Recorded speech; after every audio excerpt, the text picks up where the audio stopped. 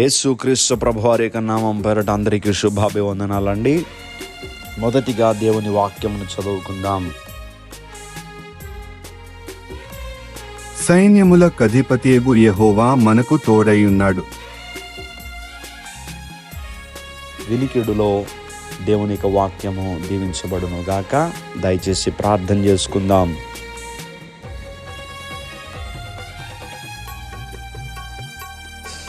మహాగణుడా, మహోన్నతుడా, మీ ఘనమైన నామమును బట్టి వందనములు. మరొక రోజును మాకు దయచేశారు. మీ కృప లేనిదే ఈ రోజులోనికి మేము ప్రవేశించలేము. మీ అపారమైనటువంటి కృపను మా ఎడలో చూపిస్తూ అనుక్షణము మమ్మల్ని ఆదరిస్తూ ఎంతగానో సహాయం చేస్తూ ఉన్నారు. గడిచిన రాత్రి చక్కటి నిద్ర దయచేసి మీ కాపుదల మా అందరికీ దయచేసినందుకు స్తోత్రాలు. ఈరోజు నిబిడలో వారి దినచర్యను ప్రారంభిస్తూ ఉంటుండగా నిబిడలకి మీరు తోడుగా ఉండండి ప్రభువా. మేమేమై ఉన్నామో అది మీ దయ వలన, మీ కృప వలన. మీ కృప ఎంతో గొప్పది. ఎన్నిక లేనటువంటి మమ్మల్ని ఎన్నుకున్నారు. అసలు మీ బిడ్డలను అనిపించుకునే అర్హత, యోగ్యత మాకు లేదయ్యా. తండ్రి అని పిలిచేటటువంటి ఆ అవకాశమును మాకు అనుగ్రహించారు.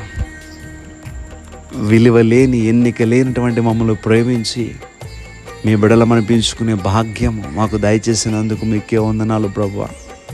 సమయంలో ఈ ప్రార్థనలోకి మించిన ప్రతి బిడ్డ వరకు ప్రార్థన చేస్తున్నాను. పేరు పేరున ప్రతి బిడ్డను మీరు దీవించండి, ఆశీర్వదించండి.